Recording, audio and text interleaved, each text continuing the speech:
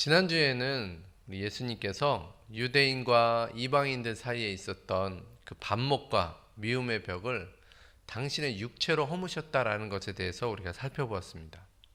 사도 바울은 이제 다른 각도에서 오늘 말씀을 우리에게 해주고 있는데요. 우리 15절 말씀 우리 다 같이 한번 읽겠습니다.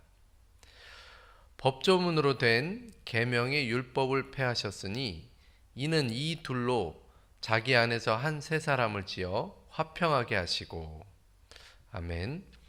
15절 전반부를 보면 예수님께서 법조문으로 된 계명의 율법을 폐하셨다라는 표현이 나옵니다. 법조문으로 된 계명의 율법, 한마디로 말하면 모세의 율법을 말하는 건데요.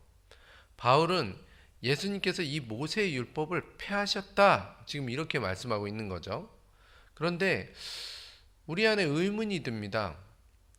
복음서에 보면 예수님께서는 내가 율법을 폐하러 온 것이 아니고 율법을 완전하게 하기 위해서 왔다라고 말씀하셨습니다.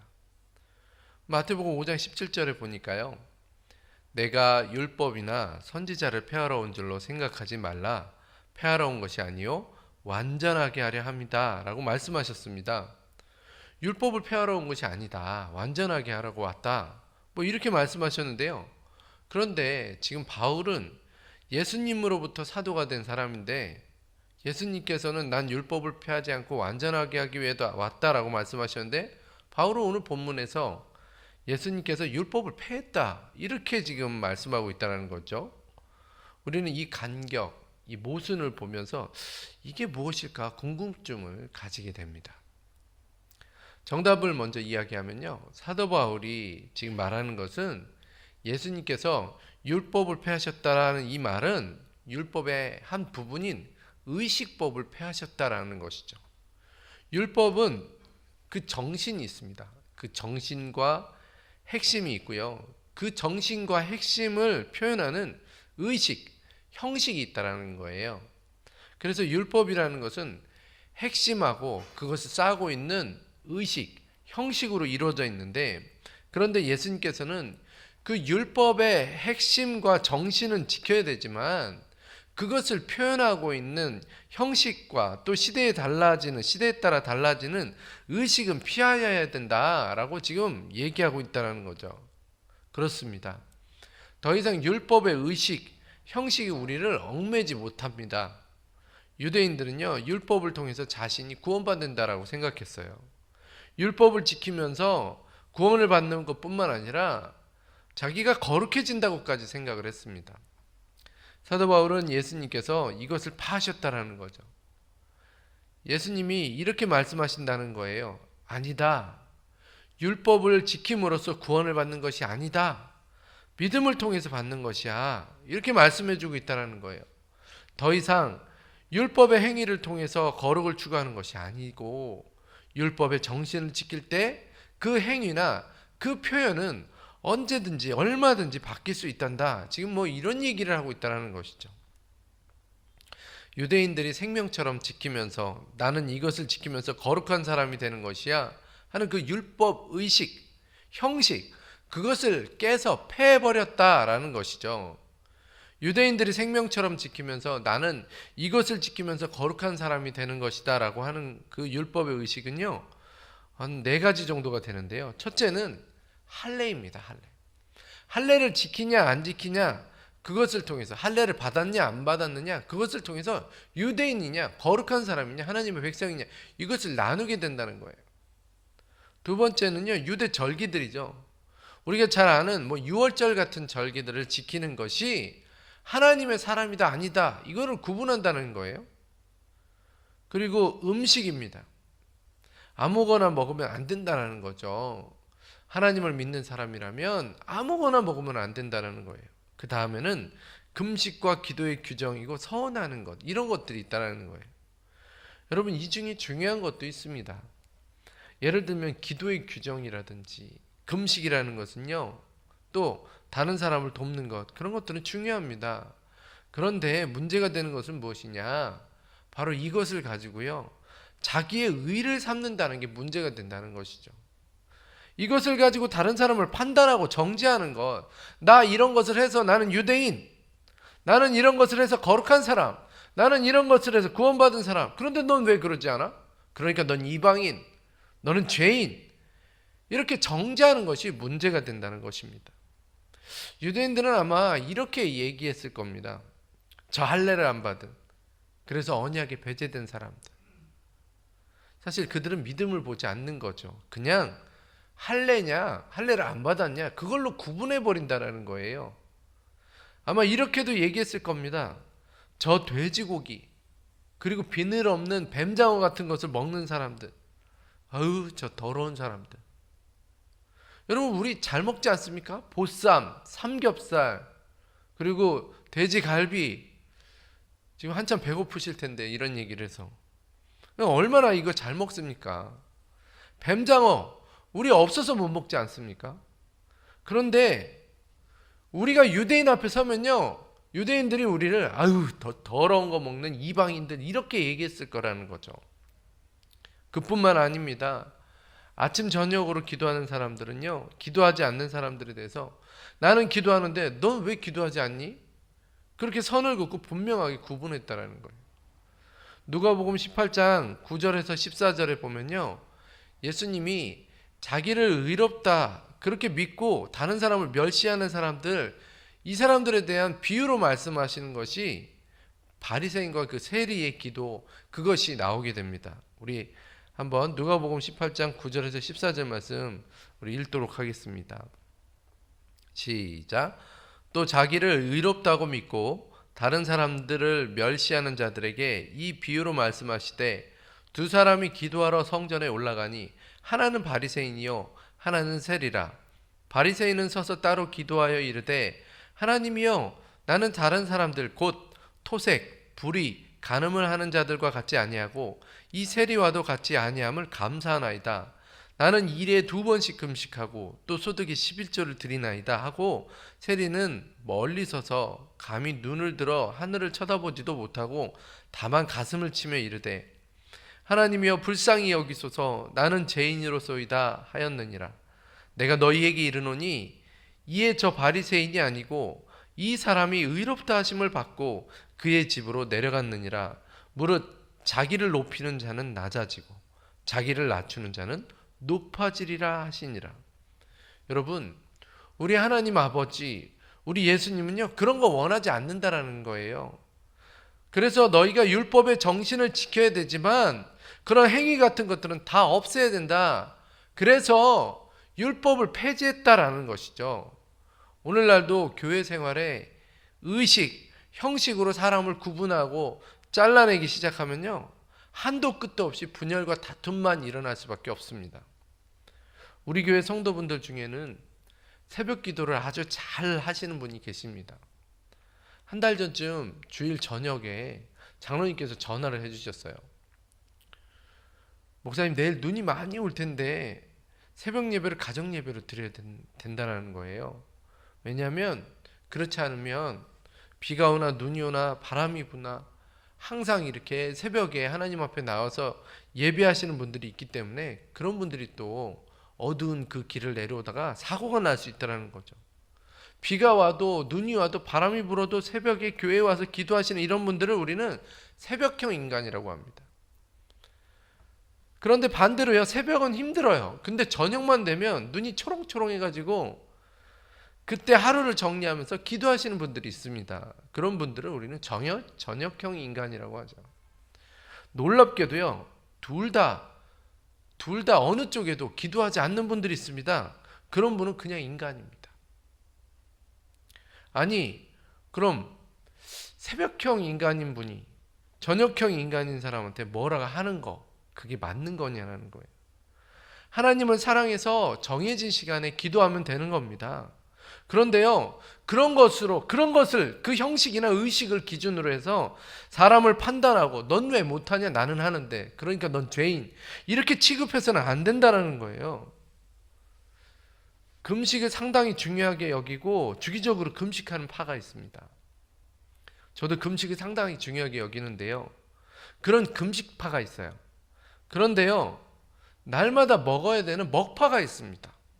이런 분들은요, 같이 금식을 시작하잖아요. 금세 막 위궤양도 오고 위경련도 오고 탈이 납니다. 또 당뇨병을 지병으로 가진 분들, 이런 분들은 저혈당 쇼크가 오기 때문에 금식하면 큰일 납니다. 그래서 못하는 분들이 있어요. 그래서 금식을 중요하게 여기는 금식파, 그리고 안 먹으면 큰일 나는 먹파가 있다는 거죠. 그뿐입니까? 구역원들 막 누구누구야 다 초대해가지고요, 그분들 막 다 초대해서 먹이고 살찌우고 베들레헴 만드는 베들레헴 파도 있습니다. 누가 누구를 나쁘다고 하나요? 금식하면서 하나님께 매달리는 사람이 나쁜 건가요? 아니면 먹을 것 다 먹으면서 하나님 앞에 충성하는 사람이 나쁜 건가요? 다른 사람들한테 베푸는 사람, 그 사람이 나쁜 건가요? 자기 기준으로 보면 다 잘라내야 되는 거예요. 이런 것으로 나누기 시작하면 분열이 옵니다. 유대 사회에서 율법적인 것으로 사람을 나누기 시작하니까요, 자기 의가 드러나는 거예요. 우리 유대인이다, 내가 의로운 사람이다, 나는 할례 받은 사람이다. 그러니까 당연히 분열이 오는 거죠. 예수께서 그래서 패한 것이다 라고 말씀하고 있는 거예요. 그거 누가 시켰냐? 누가 그렇게 했냐? 나는 형식적인 거, 그런 거 시대마다 바뀌는 거, 그런 것들은 필요 없다. 율법의 정신, 핵심만 지키면 된다. 그 표현은 언제든지 바뀔 수 있고 자유로울 수 있다. 그것이 지금 사도 바울이 율법을 폐하셨다라는 그 뒤에 숨어져 있는 뜻입니다. 여러분, 예수님도요 그런 표현을 하신 적이 있습니다. 어느 날 한 서기관, 이 서기관은 율법 선생인데요, 이 구약에 능통한 정통한 이 서기관이 예수님께 찾아와서 예수님, 율법의 정신, 율법의 핵심이 무엇입니까? 라고 물어본 적이 있습니다. 그랬더니 예수님이 말씀하시죠. 신명기서와 레위기서를 갖다가 딱 조합해가지고 이게 율법이다라고 말씀하신 게 바로 마태복음 22장 37절에서 40절까지 말씀입니다. 제가 읽어드리도록 하겠습니다.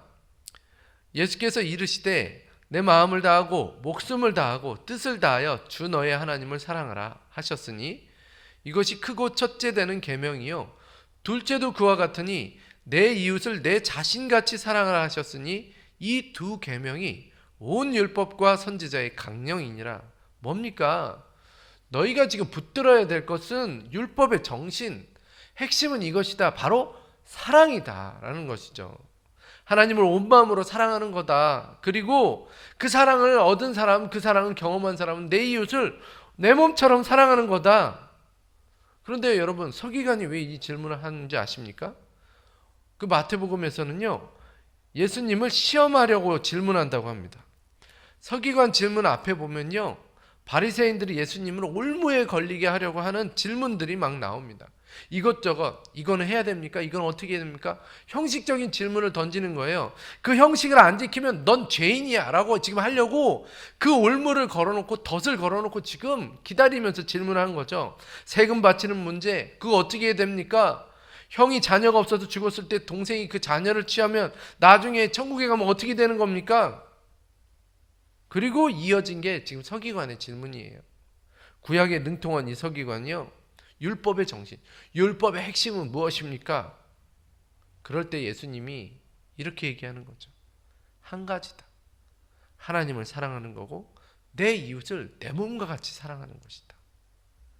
니들이 지금까지 나를 선긋고 올무에 빠뜨리려고 물었던 그 모든 의식적인 것, 형식적인 것, 사람을 죄인으로 올가매려고 하는 것은 율법의 정신과 핵심을 지키는 것이어야 된다. 그것을 보조하는 것이 되어야 된다라고 지금 말씀하는 거죠. 금식을 하든 아니면 먹든 열심히 돕든 그것은 문제가 아니다. 너희 마음속에 사랑이 있느냐, 그 율법의 핵심이 있느냐, 그게 중요하다라는 것을 지금 예수님은 말씀해 주고 있는 거예요.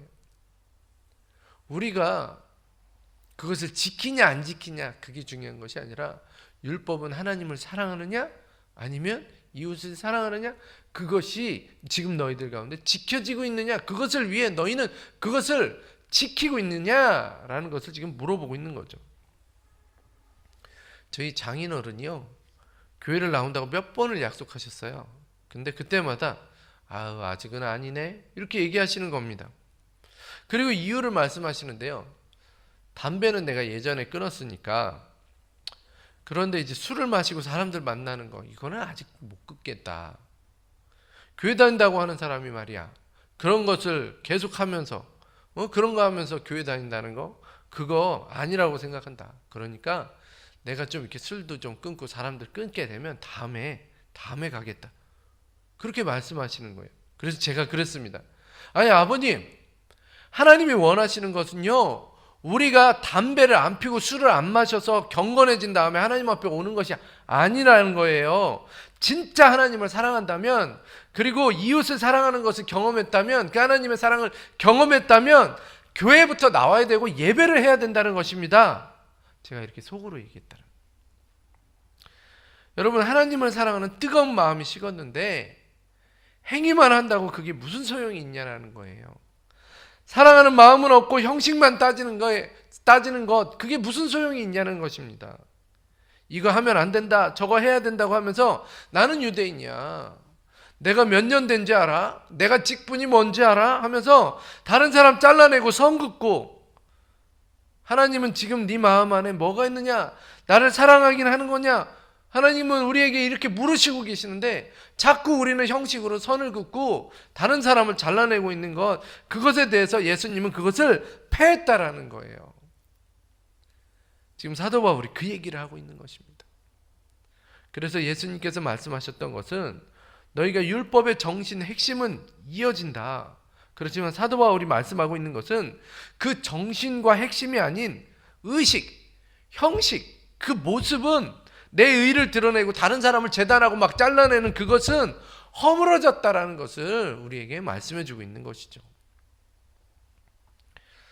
미국에 계신 목사님이 말씀해 주신 건데요, 미국은 지역마다 이렇게 그 날씨 차이도 굉장히 많고, 그리고 기온 차이도 굉장히 많이 난다고 합니다. 워낙 땅이 넓으니까.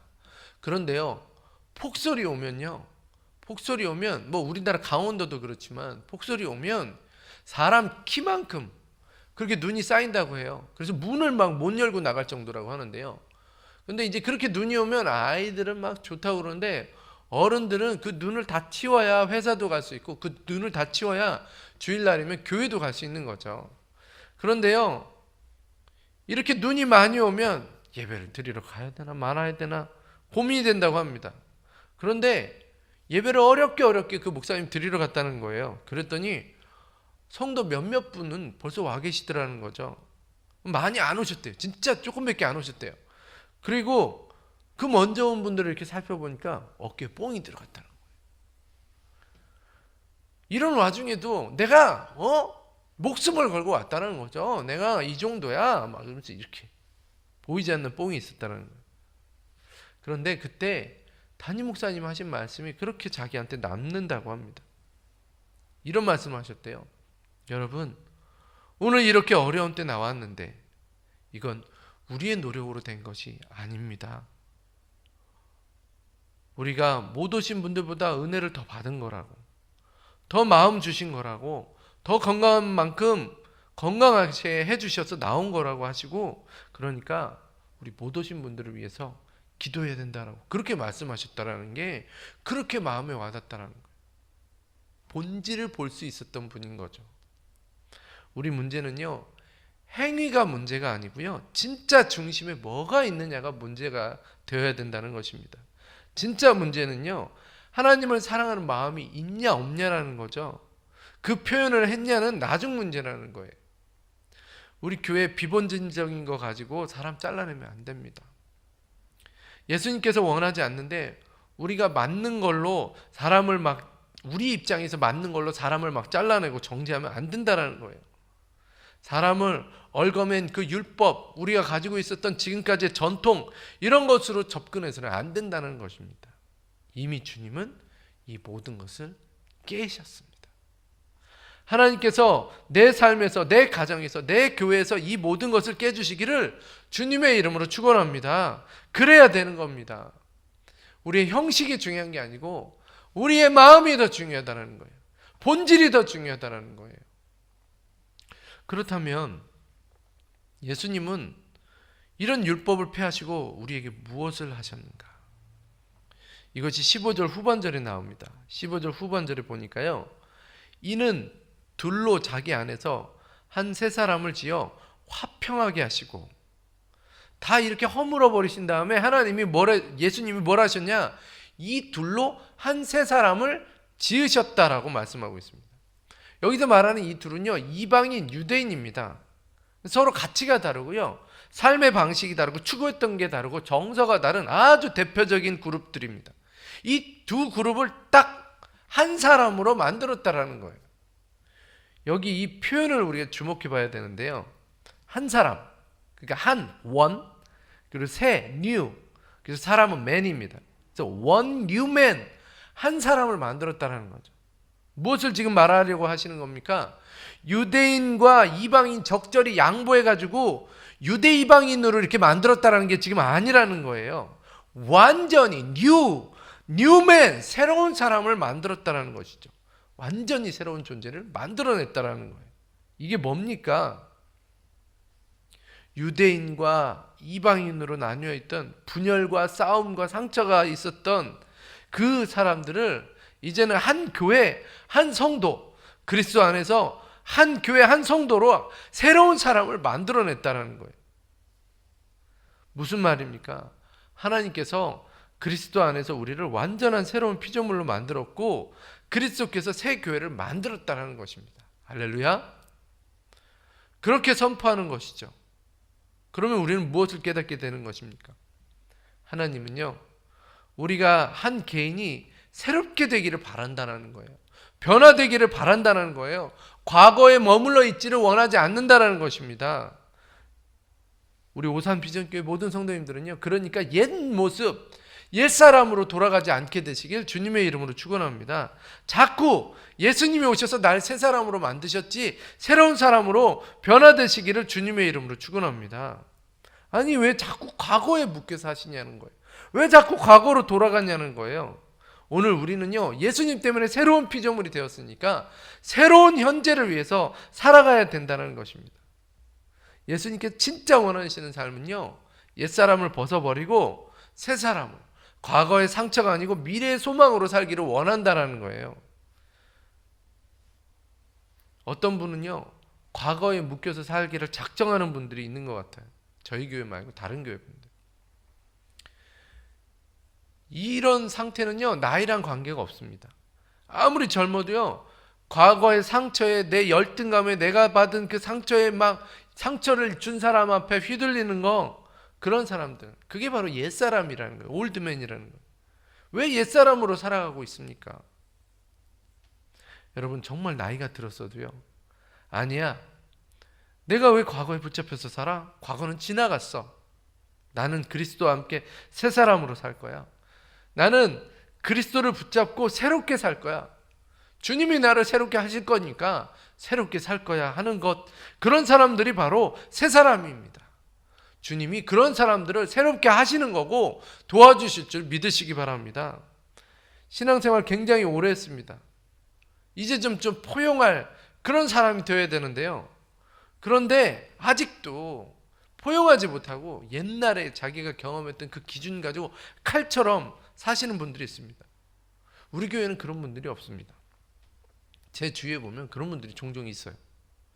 그분께 가면요, 슉슉슉슉 막 잘라버립니다. 막 재단이 돼요. 누가 분석해 주라고 그랬나요? 공감해 달라고 그랬는데 그냥 막 잘라버리는 거예요. 여러분, 옛사람의 모습입니다. 본질적인 것, 잘못된 것은 분명히 우리가 얘기해 줘야 돼요. 항상 교회는 질서가 필요합니다.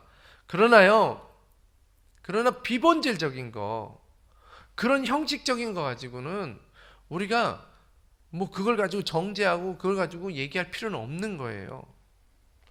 제가 웃지 못할 얘기 하나 해드릴까요? 제가 들은 교회 하나가요, 싸움이 나서 갈라졌습니다. 왜 갈라졌느냐라고 얘기를 들어보니까요, 점심 문제 때문에 갈라졌어요.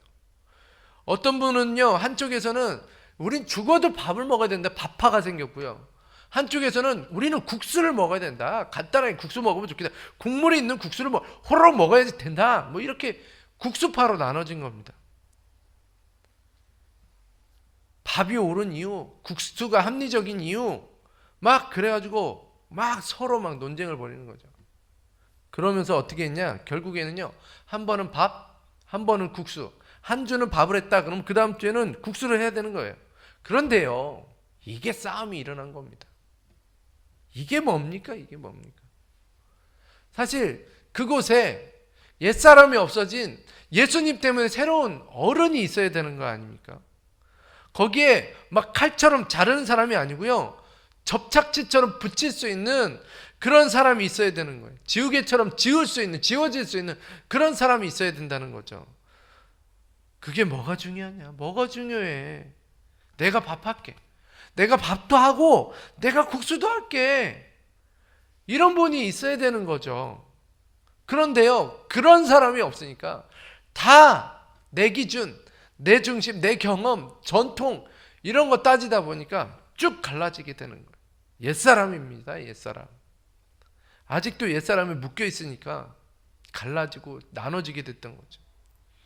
여러분, 우리가 얼마나 옛사람으로 살아가려고 하는지 모릅니다. 우리 오산 비전교회 모든 성도님들은 옛사람 내려놓고요, 이제 새로운 피조물, 주님이 원하시는 게 뭘까? 주님이 기뻐하시는 게 뭘까? 아, 주님이 이걸 원하시는구나 하면 그것을, 옛사람을 벗어버리고 그것을, 주님을 소망하며 살아가게 되시길 주님의 이름으로 축원합니다. 코로나 바이러스 19 때문에 힘듭니다. 자꾸 그냥 이거 어떻게 하니? 내가 생각해봐도 이게 회복이 금방 될 것 같지 않아. 여러분, 이렇게 소망 없는 모습은요, 옛사람이에요. 그런데요, 지금 비록 그렇게 되었어도 우리 하나님이 나를 새롭게 만드실 거야. 우리 예수님이 나를 새롭게 만드신 분이시니까 그분께 소망을 두고 살아야지 하는 사람들이 바로 뉴맨이라는 거예요. 저는 우리 오산비전교회 성도님들이 개인뿐만 아니라 여러분들의 가정, 우리 교회까지도 늘 새로워지는, 변화되는 공동체, 변화되는 교회, 변화되는 가정, 변화되는 인생 되어지시길, 늘 새롭게 주님 때문에 새롭게 되어지시길 주님의 이름으로 축원합니다. 그럼 그게 어떻게 가능할까요? 성도 한 명 한 명이, 교회 하나하나가 어떻게 새롭게 온전하게 되어질까요? 그 답이 15절 후반절에 나와 있습니다.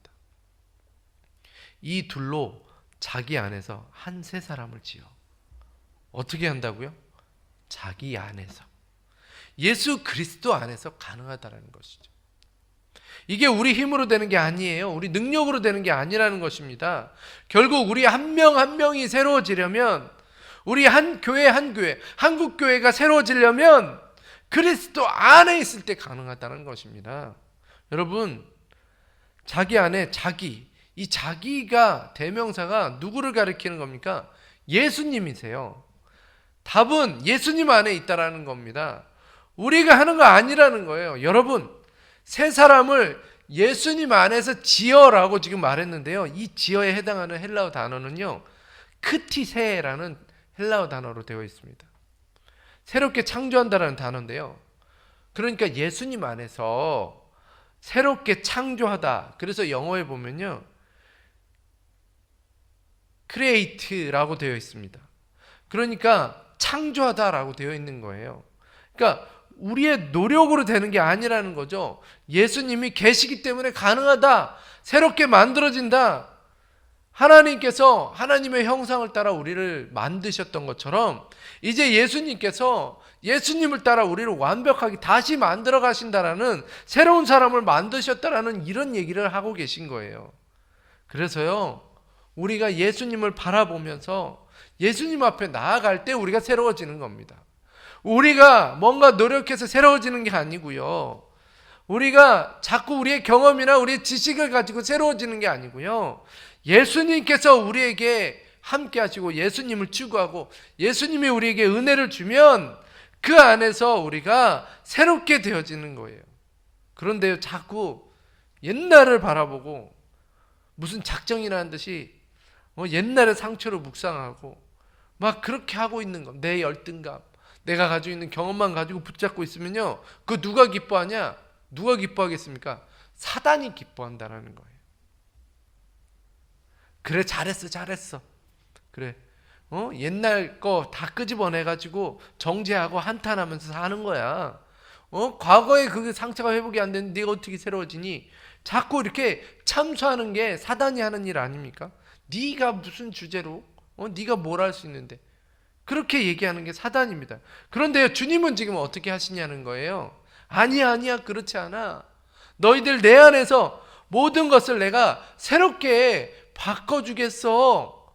유대인, 헬라인, 이거 다 중요하지 않아. 이제 내가 내 안에서 내 안에 있기만 하면 새로운 사람이 되는 거야 라고 우리에게 말씀해 주고 있지 않습니까? 그래서 예수님이 하신 게 뭡니까? 십자가에 자기의 육체를 내어주시고 자기의 생명을 내어주시고 못 박혀 죽으신 거라는 거예요. 여러분, 예수님처럼 뜨거운 사랑, 영혼의 사랑으로, 그 용광로 같은 사랑으로 이방인에 대한 것도 유대인에 대한 것도 다 녹여서 새로운 사람을 만드신 것임을 기억하시기 바랍니다. 오늘 예수님은요, 두 팔 벌려서 야, 너 방황하고 있니? 네가 가난하면 어떻고 부자면 어떠니? 너가 남자면 어떻고 여자면 어때? 행복한 결혼을 하고 있으면 어떻고 아픈 가정이 살고 있으면 어떠니? 내 품에 안겨라 말씀하시면서요, 우리를 한 가족으로 만드신다는 거예요. 여러분, 왜 과거에 묶여 있습니까? 왜 전통에 매여 있습니까? 왜 자기 경험과 슬픔에 쌓여져 있습니까? 이제 우리의 눈이 예수님만을 소망하고 예수님만을 바라볼 수 있기를 주님의 이름으로 축원합니다.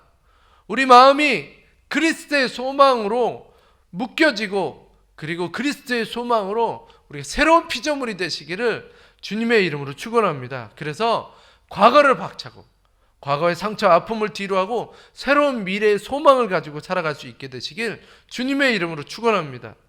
하나님께서 우리 가운데 놀랍게 새로운 사람들, 미래를 향하여 나아가는 그런 사람들을 일으킬 수 있게 되시기를 주님의 이름으로 축원합니다.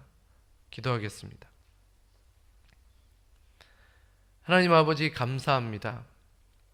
하나님, 우리를 새롭게 만들어 주시옵소서. 그리스도 안에서 우리를 완전히 새 사람이 되게 하여 주시옵소서. 선긋고 분열하는 사람이 아니라 형식과 전통과 경험에 매여져 있는 것이 아니라 포용하는 사람, 이제 주님 때문에 새로운 사람으로 살아갈 수 있도록 인도하여 주시옵소서. 하나님, 자꾸 과거로 돌아가기보다 예수님 안에서 주님께 모든 것을 맡기며 새로운 나, 새로운 가정, 새로운 교회가 될 수 있도록 우리를 인도하여 주시옵소서. 감사드리며 예수님의 이름으로 간절히 기도드립니다. 아멘. 이제는 우리를 구원하신 예수 그리스도의 크신 은혜와 예수님까지 보내주시면서 우리를 사랑하신 성부 하나님의 영원하신 사랑하심과 성령님의 감화, 감동, 교통, 보호 충만케 역사하심이 이제 형식이 아니라 하나님의 사랑 본질을 추구하겠다고 결단하는 모든 영혼들 위해 옛사람이 아니라 새로운 사람이 되겠다고, 그것도 주님께 모든 것을 맡기며 주님 안에서 새로운 사람이 되겠다고 결단하는 모든 성도들 위해, 그리고 지금의 코로나 때문에 힘들어하고 걱정하는 모든 것이 아니라 주님께 소망을 두고 이 모든 것을 새롭게 바꾸겠다고 헌신하는 모든 이들 위해, 코로나 때문에 힘들어하는 자들과 그것을 위해 수고하는 이들 위해 지금부터 영원토록 함께 하실지어다. 아멘.